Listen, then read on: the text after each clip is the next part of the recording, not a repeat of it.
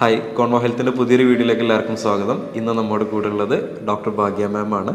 Doctor ഇന്ന് നമുക്ക് വേണ്ടി സംസാരിക്കുന്ന വിഷയം ഫാറ്റി ലിവറിനെ കുറിച്ചാണ്. ഒരുപാട് ആളുകൾക്ക് പല രീതിയിലും സംശയങ്ങളും ഒരുപാട് തവണ കമൻറ്റ് ബോക്സിൽ ചോദ്യം വന്നതുമാണ് ഫാറ്റി ലിവറിനെ കുറിച്ച് വീഡിയോ ചെയ്യുക എന്നുള്ളത്. ഡോക്ടർ, എന്താണ് ഈ ഫാറ്റി ലിവർ? നമുക്ക് ഫാറ്റി ലിവറിനെ കുറിച്ച് നോക്കുന്നതിന് മുൻപ് ജസ്റ്റ് നമുക്ക് ആദ്യം തന്നെ നമ്മുടെ ലിവർ ഓർഗനെ കുറിച്ചൊക്കെ മനസ്സിലാക്കേണ്ടതുണ്ട്. അപ്പം എന്താണ് ഫാറ്റി ലിവർ എന്ന് പറയുന്നത്? ഇന്ന് വളരെയധികം കാലിക പ്രസക്തിയുള്ളൊരു വിഷയം തന്നെയാണ് ഫാറ്റി ലിവർ. അതായത് ജീവിതശൈലി രോഗങ്ങൾ നോക്കുകയാണെങ്കിൽ കൂടുതലായി കണ്ടുവരുന്ന ആളുകളുടെ ഇടയിൽ കൂടുതലായിട്ട് വരുന്ന അസുഖങ്ങളിൽ ഒന്നാണ് ഫാറ്റി ലിവർ. അതായത് നമ്മളിപ്പോൾ ഒരു 10 പേരെ എടുക്കുകയാണെങ്കിൽ അതിലൊരു 3 പേർക്കെങ്കിലും ഈ ഒരു കാലഘട്ടത്തിൽ ഫാറ്റി ലിവർ ഉണ്ട്. അതുപോലെ തന്നെ ഒരു 12 വയസ്സ് കഴിഞ്ഞ കുട്ടികളിലൊക്കെ നമ്മൾ എന്ത് കാണുന്നുണ്ട്? ഫാറ്റി ലിവർ കാണുന്നുണ്ട്. അപ്പോൾ നമുക്ക് ഫാറ്റി ലിവർ എന്ന് പറയുന്നത് ജസ്റ്റ് ആ കരളിലെ കോശങ്ങളിൽ കൊഴുപ്പ് വന്ന് അടിഞ്ഞു കൂടുന്ന ഒരു കണ്ടീഷനാണ് ഫാറ്റി ലിവർ എന്ന് പറയുന്നത്. പക്ഷേ ചെറിയ രീതിയിലൊക്കെ കൊഴുപ്പ് അടിഞ്ഞു കൂടുന്നത് നോർമൽ ആയിട്ടുള്ള കാര്യങ്ങളാണ്. പക്ഷേ ഈ കരളിൻ്റെ വെയിറ്റിനേക്കാളും ഒരു 8 മുതൽ 10% കൂടുതലായിട്ട് വെയിറ്റ് വരുമ്പോഴാണ് നമ്മൾ ഫാറ്റി ലിവർ ഉണ്ടെന്ന് പറഞ്ഞത്. അപ്പോൾ ഞാൻ നേരത്തെ പറഞ്ഞ പോലെ തന്നെ നമുക്ക് ജസ്റ്റ് ഒന്ന് കരളിനെ കുറിച്ച് കുറച്ച് കാര്യങ്ങൾ മനസ്സിലാക്കാം. കരൾ എന്ന് പറയുന്നത് നമ്മുടെ ശരീരത്തിലെ ഏറ്റവും വലിയ ഗ്രന്ഥിയാണ്. അതുപോലെ തന്നെ ദൈനംദിന ജീവിതത്തിൽ വളരെ ഇമ്പോർട്ടൻ്റ് റോള് വഹിക്കുന്ന ഒരു ഗ്രന്ഥി കൂടിയാണ് ലിവർ എന്ന് പറയുന്നത്. അതായത് ഒരുപാട് ഭാരിച്ച ജോലിയാണ് നമ്മുടെ ലിവർ ചെയ്തുകൊണ്ടിരിക്കുന്നത്. അപ്പോൾ നമ്മൾ കഴിക്കുന്ന ഭക്ഷണത്തിലൂടെയൊക്കെ ഒരുപാട് കളർ അല്ലെങ്കിൽ ഒരുപാട് കെമിക്കൽസ് ഒക്കെ നമ്മുടെ ബോഡിയിൽ എത്തുന്നുണ്ട്. ഈ കെമിക്കൽസ് ഒക്കെ, അതായത് ടോക്സിൻസ് ഒക്കെ റിമൂവ് ചെയ്യാൻ വേണ്ടിയിട്ട് നമ്മളെ ഹെൽപ്പ് ചെയ്യുന്നത് നമ്മുടെ ലിവറാണ്. അതുപോലെ തന്നെ നമുക്ക് വേണ്ട എനർജി, നമുക്കൊരു ദിവസം ചെയ്യേണ്ട ജോലിക്കും എല്ലാത്തിനും നമുക്ക് എന്ത് വേണം? എനർജി വേണം.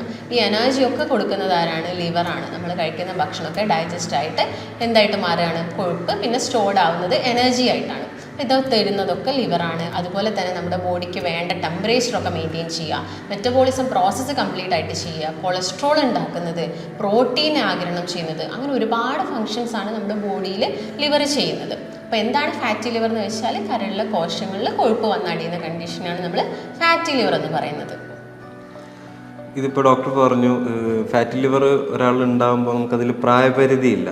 അപ്പം ആളുകളിൽ ലക്ഷണങ്ങൾ എങ്ങനെയാണ് കാണിക്കുക? മുതിർന്ന ആളുകളിലാണെങ്കിൽ അവരിൽ വേറെ എന്തെങ്കിലും ലക്ഷണങ്ങളാണോ, അല്ലെങ്കിൽ കുട്ടികളിലാണെങ്കിൽ അതൊന്ന് കമ്പയർ ചെയ്ത് പറയാൻ പറ്റുമോ? അതെ, നമുക്ക് ലക്ഷണം നോക്കുന്ന സമയത്ത് തന്നെ ഇപ്പം കുട്ടികളുടെ കേസൊന്നുമില്ല. അപ്പം അവർക്ക് വണ്ണം കൂടുതലായിട്ട് വരുന്നുണ്ട്, അല്ലെങ്കിൽ അവരുടെ BMI, അവരുടെ വെയിറ്റ് നോക്കുന്ന സമയത്ത്, അല്ലെങ്കിൽ ഹൈറ്റും വെയിറ്റും നോക്കുന്ന സമയത്ത് BMI ഒരുപാട് ഉണ്ടെങ്കിൽ, അല്ലെങ്കിൽ വയറിൻ്റെ ഭാഗത്ത് കൊഴുപ്പ് കൂടുതലായിട്ടൊക്കെ തോന്നുന്നുണ്ടെങ്കിൽ അവർക്ക് ഫാറ്റി ലിവർ വരാനുള്ള ചാൻസസ് ഒരുപാട് കൂടുതലാണ്. കുട്ടികളുടെ കേസൊക്കെ നോക്കുകയാണെങ്കിൽ. അപ്പോൾ വലിയ ആളുകളിലാണെങ്കിലും അവരിൽ ഒരുപാട് സിംറ്റംസ്, ലക്ഷണങ്ങൾ കാണിക്കുന്നുണ്ട്. ഇതിൽ ആദ്യം തന്നെ വരുന്ന സിംറ്റംസ് എന്ന് പറയുന്നത്, ഇപ്പോൾ ഫാറ്റി ലിവർ എന്ന് പറയുന്നത് നമ്മൾ വളരെ യാദൃശ്ചികമായിട്ട് മനസ്സിലാക്കുന്ന ഒരു കണ്ടീഷനാണ്. ചിലപ്പോൾ നിങ്ങൾക്ക് വയറിൻ്റെ ഭാഗത്തോ അല്ലെങ്കിൽ വലതുവശത്തൊക്കെ ആയിട്ട് ചെറിയൊരു പെയിനൊക്കെ വരുന്നത്, അതിന് നമ്മൾ ഡൾ ഏക്കിംഗ് പെയിൻ എന്നാണ് പറയുന്നത്. അതായത് വളരെ മൈൽഡ് ആയിട്ടുള്ളൊരു പെയിനാണ് ആ ഒരു ഏരിയയിൽ വരുന്നത്. ആ ഒരു പെയിൻ വരുന്ന സമയത്ത് നമുക്ക് ഇത് ഫാറ്റി ലിവർ ആണോ എന്ന് സംശയിക്കാം.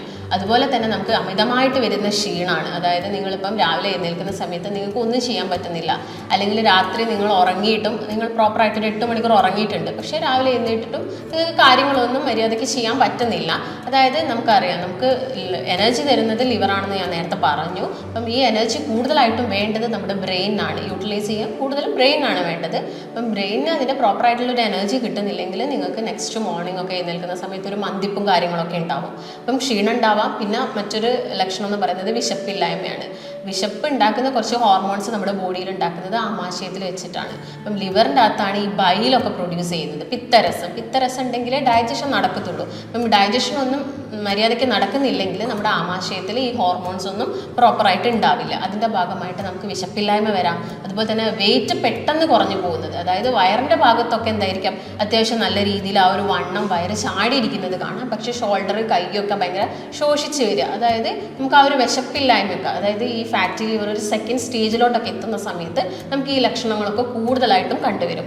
അതുപോലെ തന്നെ നിങ്ങൾക്ക് ആ ഒരു നെഞ്ചരിച്ചിൽ, പുളിച്ചു കേട്ടലും, ഗ്യാസിൻ്റെ ബുദ്ധിമുട്ട് വല്ലാണ്ട് വരുന്നത്, ഇതൊക്കെ ഫാറ്റി ലിവറിൻ്റെ ലക്ഷണങ്ങളാണ്. എന്നാൽ വളരെ റെയർ ആയിട്ട് കാണിക്കുന്ന കുറച്ച് ലക്ഷണങ്ങളുണ്ട്. അതെന്ന് പറയുന്നത് മഞ്ഞപ്പിത്തം, അതായത് ബിലിറൂബിൻ കൂടുതലായിട്ട് രക്തത്തിൽ വരുന്ന സമയത്ത് നമുക്ക് ജോണ്ടിസ് വരാം. അത് റെയർ ആയിട്ട് കാണിക്കുന്ന ഒരു ലക്ഷണമാണ്. അതുപോലെ തന്നെ വരുന്നതാണ് കാലുകളിൽ ഉണ്ടാകുന്ന നീര്.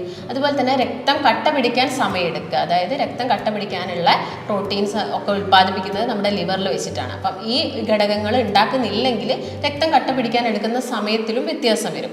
ഈ പറഞ്ഞ ഞാൻ 3 ലക്ഷണങ്ങൾ, ജോണ്ടിസ്, കാലിൽ വരുന്ന നീര്, അതുപോലെ തന്നെ ക്ലോട്ടിംഗ് ടൈമിൽ വരുന്ന വ്യത്യാസമൊക്കെ വളരെ റെയർ ആയിട്ട് ആളുകളിൽ കാണിക്കുന്ന ലക്ഷണങ്ങളാണ്. ഈ ലക്ഷണങ്ങൾ വെച്ചിട്ട് നിങ്ങൾക്ക് മനസ്സിലാക്കാം. ഇതൊരു അപകടാവസ്ഥ എന്ന് പറയുന്നത് അതെങ്ങനെയാണ് ആളുകളിൽ കാണിക്കുന്നത്? അതെ, അപ്പം ഇപ്പം ഒരു കാലഘട്ടത്തിൽ നോക്കുകയാണെങ്കിൽ ഗ്രേഡ് 1 ഫാറ്റി ലിവർ നിങ്ങളിപ്പോൾ സ്കാൻ ചെയ്യുമ്പോഴാണ് നമുക്കിത് മനസ്സിലാക്കാൻ പറ്റുക. അല്ലെങ്കിൽ നമുക്ക് LFT ചെയ്തിട്ട് മനസ്സിലാക്കാം. LFTയിൽ നമ്മൾ വരുന്നത് ഈ എൻസൈംസ് ഒക്കെയാണ്, ലിവറിൻ്റെ എൻസൈംസിൽ മെയിനായിട്ടും SGOT, SGPT ഒക്കെയാണ്. അതുപോലെ തന്നെ ബിലിറൂബിനൊക്കെ നമുക്ക് മനസ്സിലാക്കാൻ സാധിക്കും. ഈ ഒരു SGOT, SGPT എന്ന് പറയുന്നത് ഒരു ഗ്രേഡ് 1 ആകുന്ന സമയത്ത് നമുക്ക് വലിയ രീതിയിലും അതിൻ്റെ അത് ചേഞ്ചസ് വരത്തില്ല. ഒരു ഗ്രേഡ് 2, 3 ഒക്കെ ആകുന്ന സമയത്താണ് ഇതിൽ വലിയ വേരിയേഷൻ കാണിക്കുന്നത്. നിങ്ങൾക്ക് സ്കാനിങ് അല്ലെങ്കിൽ LFT ചെയ്തിട്ട് ഇത് മനസ്സിലാക്കാൻ സാധിക്കും. ഇതെങ്ങനെയാണ് അപകടകാരിയാവുന്നതെന്ന് ചോദിക്കുന്ന സമയത്ത് ഒരു സ്റ്റേജ് 1 ആകുന്ന സമയത്ത് ഇപ്പോൾ ഡോക്ടറിൻ്റെ അടുത്ത് പോയി കാണിക്കുമ്പോൾ ഡോക്ടർ പറയും ഇപ്പോൾ ഗ്രേഡ് 1 ആണ് നിങ്ങൾക്കുള്ളത്. ഒന്നെങ്കിൽ നിങ്ങളുടെ ഏജ് ആ ഒരു പ്രായത്തിൽ വന്നതാണ്, അല്ലെങ്കിൽ ഇപ്പോൾ ഗ്രേഡ് 1 ഉള്ളത്, നിങ്ങൾ ശ്രദ്ധിച്ചാൽ മതി. നമ്മളത് ശ്രദ്ധിക്കാതെ വിടുന്ന സമയത്ത് ഗ്രേഡ് 1 എല്ലാവർക്കും ഉള്ളൊരു കാര്യമാണല്ലോ, നിങ്ങളത് അത്ര ഒരു വലിയ സീരിയസ് ആയിട്ട് എടുക്കുന്നില്ല. ആ ഒരു സമയത്ത് ചിലപ്പോൾ അത് ഗ്രേഡ് 2 പോവാം. നമ്മൾ വീണ്ടും ഒരുപാട് ഭക്ഷണങ്ങൾ കഴിക്കാം, അല്ലെങ്കിൽ നമ്മുടെ ഡയറ്റിലൊന്നും വലിയ ചേഞ്ചസ് ഒന്നും നമ്മൾ വരുത്തുന്നില്ലെങ്കിൽ സ്റ്റേജ് 2 പോകാം, 3 പോകാം, പിന്നെ അത് ലിവർ സിറോസിസിലോട്ട് പോകാം. ഈ ഒരു കണ്ടീഷനിലാണ് കുറച്ചും കൂടി സീരിയസ് ആയിട്ടുള്ള ഒരു കണ്ടീഷൻ എന്ന് നമ്മൾ പറയുന്നത്. ഓക്കെ, ഇപ്പോൾ ഡോക്ടർ ഫാറ്റി ലിവറിനെ കുറിച്ച് സംസാരിച്ചു. അപ്പം ഡോക്ടറുടെ കൺസൾട്ടേഷൻ ആവശ്യമുള്ളവരാണെന്നുണ്ടെങ്കിൽ താഴെ കാണുന്ന നമ്പറിൽ കോൺടാക്ട് ചെയ്താൽ മതി. ഓൺലൈനായിട്ടും ഓഫ്ലൈനായിട്ടും ഇപ്പോൾ നേരിട്ട് വന്നിട്ട് കൺസൾട്ട് ചെയ്യുന്നവർക്കാണ് അങ്ങനെ ചെയ്യാം. അതിൽ പുറത്തുള്ള ആളുകളാണെങ്കിൽ, ഫാറ്റി ലിവർ ഉള്ള ആളുകളാണെങ്കിൽ നിങ്ങളുടെ റിസൾട്ട് കാര്യങ്ങൾ താഴെ കാണുന്ന നമ്പറിൽ വാട്സപ്പ് ചെയ്ത് കൊടുത്തു കഴിഞ്ഞാൽ ഡോക്ടർ അത് നോക്കിയിട്ട് ബാക്കി കാര്യങ്ങൾ ഡീറ്റെയിൽ ആയിട്ട് പറഞ്ഞു തരും. ഡോക്ടർ, ഇതിപ്പോൾ കേൾക്കുന്ന ആളുകൾക്കുള്ളൊരു സംശയമായിരിക്കും, മദ്യപാനം മാത്രമാണോ ഈ ഫാറ്റി ലിവർ ഉണ്ടാവാനുള്ള ഒരു കാരണം, അല്ലെങ്കിൽ വേറെ എന്തെങ്കിലും കാരണങ്ങളുണ്ടോ? അതെ, മുൻപത്തെ കാലത്തൊക്കെ ആണെങ്കിൽ നമ്മൾ ജസ്റ്റ് ലിവർ സിറോസിസ് എന്നൊക്കെ കേൾക്കുമ്പോൾ ആ ഒരു വ്യക്തി നന്നായിട്ട് മദ്യം കുടിച്ച് അല്ലെങ്കിൽ മദ്യം ഉപയോഗിക്കുന്ന ആളായതുകൊണ്ടായിരിക്കാം അത് വന്നത് എന്ന് നമുക്കെല്ലാവർക്കും ഉള്ളൊരു ഡൗട്ടല്ല നമ്മൾ പറയുന്ന ഒരു കാര്യമാണ്. പക്ഷേ ഇന്ന് ലേഡീസിലും അതുപോലെ തന്നെ ഈ മദ്യം യൂസ് ചെയ്യാത്ത ആളുകളിലൊക്കെ എന്ത് വരുന്നുണ്ട്, ഫാറ്റി ലിവറും അതുപോലെ തന്നെ ലിവർ സിറോസിസ് ഒക്കെ കണ്ടുവരുന്നുണ്ട്. അപ്പം മദ്യം മാത്രമല്ല, നമുക്കിപ്പോൾ കാരണങ്ങൾ നോക്കുകയാണെങ്കിൽ മെയിനായിട്ടും 2 റീസൺസ് ഉണ്ട്. ഒന്ന് ആൽക്കഹോളിക് കാരണങ്ങളുമാണ്, മറ്റൊന്ന് നോൺ ആൽക്കഹോളിക്കുമാണ്. ഒന്നെന്ന് പറയുന്നത് നേരത്തെ പറഞ്ഞ പോലെ തന്നെ മദ്യം കഴിച്ചിട്ട് മദ്യത്തിലുള്ള ഓരോ ഘടകങ്ങൾ നമ്മുടെ ബോഡിക്ക് ടോക്സിൻ ആയിട്ട് മാറുന്നുണ്ട്. ഇതുമൂലം നമുക്ക് എന്ത് വരാം, ഫാറ്റി ലിവറും പിന്നെ ലിവർ സിറോസിസ് ഒക്കെ വരാനുള്ള ചാൻസസ് ഉണ്ട്. എന്നാൽ നോൺ ആൽക്കഹോളിക് കേസസിൽ ആദ്യം തന്നെ ഇപ്പം പറയുന്നത് ഭക്ഷണം തന്നെയാണ്. അതായത് നമ്മൾ അമിതമായിട്ട് എടുക്കുന്ന ഭക്ഷണം, അല്ലെങ്കിൽ നമ്മൾ ഒരുപാട് പുറത്തുനിന്ന് കഴിക്കുന്ന ഭക്ഷണങ്ങൾ, ഫാസ്റ്റ് ഫുഡൊക്കെ നിങ്ങൾ ഒരുപാട് ഡെയിലി ഒരുപാട് കാലം കഴിക്കുകയാണെങ്കിൽ നിങ്ങൾക്ക് ഫാറ്റി ലിവറോ അല്ലെങ്കിൽ കൊളസ്ട്രോൾ കൂടിയിട്ട് ഹാർട്ട് റേറ്റ് സംബന്ധമായിട്ടുള്ള അസുഖങ്ങളൊക്കെ വരാനുള്ള ചാൻസസ് ഒരുപാടാണ്. അപ്പോൾ നേരത്തെ ഞാൻ പറഞ്ഞ പോലെ തന്നെ നമുക്ക് വേണ്ട കലോറി അല്ലെങ്കിൽ നമുക്ക് വേണ്ട എനർജിയേക്കാളും കൂടുതലായിട്ട് നിങ്ങൾ ഭക്ഷണം കഴിക്കുന്നുണ്ടെങ്കിൽ അതെന്താണെങ്കിലും നമ്മുടെ ബോഡിയിൽ കൊഴുപ്പായിട്ടേ അടിയുള്ളൂ. ഞാൻ നേരത്തെ പറഞ്ഞ ചെറിയ രീതിയിലൊന്നും കൊഴുപ്പടിയുന്നത് വലിയ നിസ്സാരമായിട്ടുള്ള പ്രശ്നങ്ങളൊന്നും അല്ല. പക്ഷേ അത് നമ്മുടെ കരളിൻ്റെ ആ ഒരു വെയിറ്റിനേക്കാളും കൂടുതലായിട്ട് വരുന്നുണ്ടെങ്കിലാണ് നമുക്ക് വലിയ പ്രശ്നങ്ങൾ ഉണ്ടാക്കുന്നത്. പിന്നുള്ളൊരു റീസൺ എന്ന് പറയുന്നത് നിങ്ങൾ ഒരുപാട് കാലമായിട്ട് കഴിക്കുന്ന എന്തെങ്കിലും മെഡിസിൻസിൻ്റെ ഭാഗമായിട്ട് ഇപ്പം ബോഡിയിൽ ഓരോരോ ചേഞ്ചസ് ഒക്കെ, ഹോർമോണൽ ചേഞ്ചസ് ഒക്കെ വന്നിട്ട് ഇപ്പോൾ സ്റ്റീറോയിഡ്സ് കഴിക്കുന്നുണ്ട്, പെയിൻ കില്ലേഴ്സ് ഒക്കെ കഴിക്കുന്നുണ്ടെങ്കിൽ അതിൻ്റെ ഭാഗമായിട്ടും ഫാറ്റി ലിവർ വരാനുള്ള ചാൻസസ് കൂടുതലാണ്. അല്ലെങ്കിൽ നിങ്ങൾക്കിപ്പോൾ ഒരു മെറ്റബോളിക് സിൻഡ്രോം അങ്ങനെ എന്തെങ്കിലും ഉണ്ടെങ്കിൽ, നിങ്ങൾക്ക് BP, അതുപോലെ തന്നെ ഷുഗർ, കൊളസ്ട്രോൾ, അമിത ഭാരമൊക്കെ ഉള്ള ആളുകളാണെങ്കിൽ ഫാറ്റി ലിവർ വരാനുള്ള ചാൻസ് കൂടുതലാണ്. അല്ലെങ്കിൽ നിങ്ങൾക്ക് പാരമ്പര്യമായിട്ട് ഇപ്പം വീട്ടിലൊക്കെ എല്ലാവർക്കും ഇങ്ങനെ ഫാറ്റി ലിവറും അത്യാവശ്യം വണ്ണുള്ള ബോഡിയൊക്കെ ആണെങ്കിൽ പാരമ്പര്യമായിട്ട് നമുക്ക് ഫാറ്റി ലിവർ വരാം. അല്ലെങ്കിൽ ലിവറിന് വരുന്ന എന്തെങ്കിലും ഇൻഫെക്ഷൻസ് ആണ്, അതായത് ഹെപ്പറ്റൈറ്റിസ് പോലുള്ള അല്ലെങ്കിൽ ജോണ്ടിസ് പോലുള്ള എന്തെങ്കിലും ഇൻഫെക്ഷൻ ഒക്കെ വന്നിട്ട് നമുക്ക് ഫാറ്റി ലിവർ വരാനുള്ള ചാൻസസ് കൂടുതലാണ്. നമുക്ക് ഈ ഫാറ്റി ലിവറിൻ്റെ ട്രീറ്റ്മെൻറ്റ് രീതികൾ നോക്കുകയാണെങ്കിൽ ഇപ്പോൾ വീട്ടിൽ നിന്ന് തന്നെ ചെയ്യാൻ പറ്റുന്ന പല ഹോം റെമഡീസ് കാര്യങ്ങളുണ്ടാവും. അതിൽ ഭക്ഷണങ്ങളൊക്കെ എങ്ങനെയാണ് കൺട്രോൾ ചെയ്യുന്നത്? ഇപ്പോൾ ഭക്ഷണങ്ങൾ ഡിസോർഡർ ആയിട്ടുണ്ടെങ്കിൽ അത് ഏത് രൂപത്തിലേക്ക് നമുക്ക് കൊണ്ടുവരാൻ പറ്റും? ഇപ്പോൾ ഫാറ്റി ലിവറിൻ്റെ കേസ് നോക്കുകയാണെങ്കിൽ ഇപ്പോൾ നമുക്ക് ഗ്രേഡ് 1, ഗ്രേഡ് 2 ഒക്കെ നമുക്ക് ജസ്റ്റ് ഡയറ്റ് എടുക്കുക, അതുപോലെ തന്നെ അതിൻ്റെ കൂടെ തന്നെ നല്ലൊരു എക്സസൈസ് ഒക്കെ നിങ്ങൾ ചെയ്യുകയാണെങ്കിൽ നമുക്കത് കംപ്ലീറ്റ് ആയിട്ട് ഒരു ഹെൽത്തി ലിവറിലോട്ട് തന്നെ നമുക്ക് കൊണ്ടുവരാൻ സാധിക്കും. പക്ഷേ ഒരു ഗ്രേഡ് 3 ആകുന്ന സമയത്ത് ഞാൻ നേരത്തെ പറഞ്ഞ പോലെയുള്ള ലക്ഷണങ്ങൾ വല്ലാതെ അലട്ടുന്നുണ്ടെങ്കിലൊക്കെ ചിലപ്പോൾ നമ്മൾ മെഡിസിൻസ് സ്റ്റാർട്ട് ചെയ്യേണ്ടി വരും. അപ്പോൾ ഞാൻ നേരത്തെ പറഞ്ഞു എന്തൊക്കെ കാരണങ്ങൾ കൊണ്ടാണ് ഫാറ്റി ലിവർ വരുന്നതെന്ന്. അതിൽ ആദ്യത്തെ കാരണം മദ്യപാനാണ്. ഇത് കംപ്ലീറ്റ് ആയിട്ട് ഒഴിവാക്കുക. അതുപോലെ തന്നെ പുകവലിയൊക്കെ ഉണ്ടെങ്കിൽ അത് കംപ്ലീറ്റ് ആയിട്ട് സ്റ്റോപ്പ് ചെയ്യാൻ വേണ്ടി ശ്രദ്ധിക്കുക.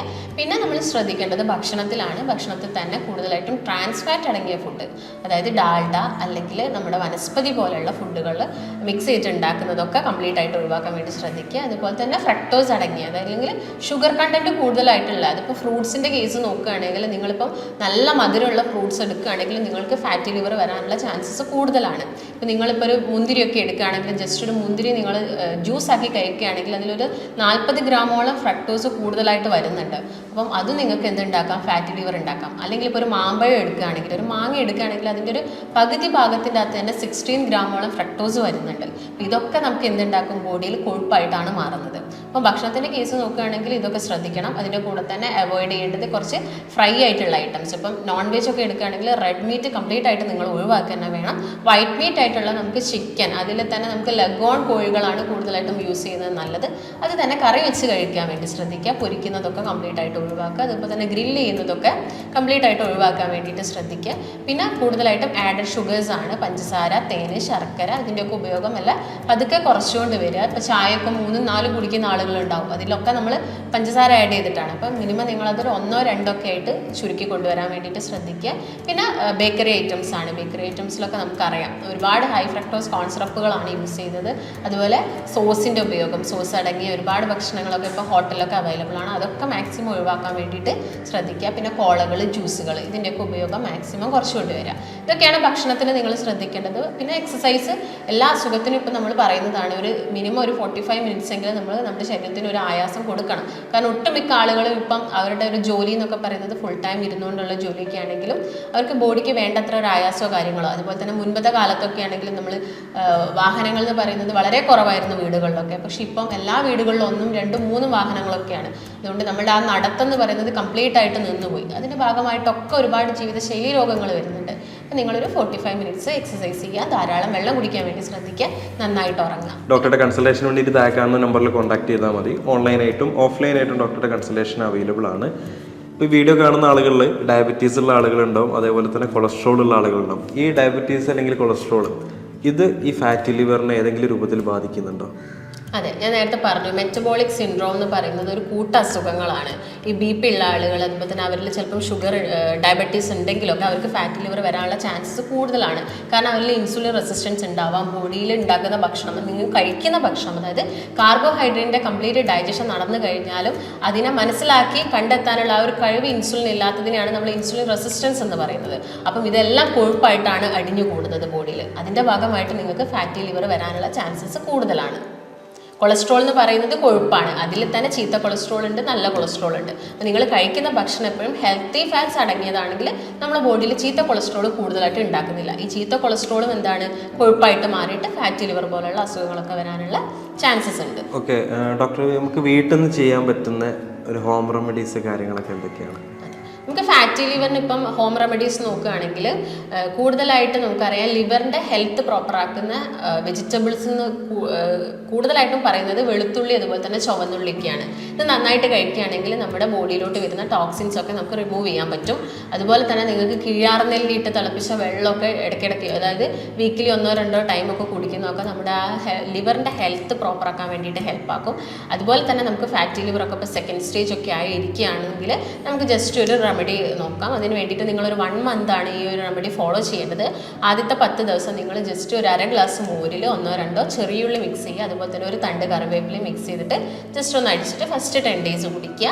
നെക്സ്റ്റ് 10 ഡേയ്സ് നിങ്ങൾക്ക് അതുപോലെ തന്നെ ഒരു 1.5 ടീസ്പൂൺ ബാർലി പൗഡർ ഒരു ഗ്ലാസ് വെള്ളത്തിൽ തിളപ്പിച്ചിട്ട് അടുത്ത 10 ദിവസം നിങ്ങൾക്ക് കഴിക്കാവുന്നതാണ്.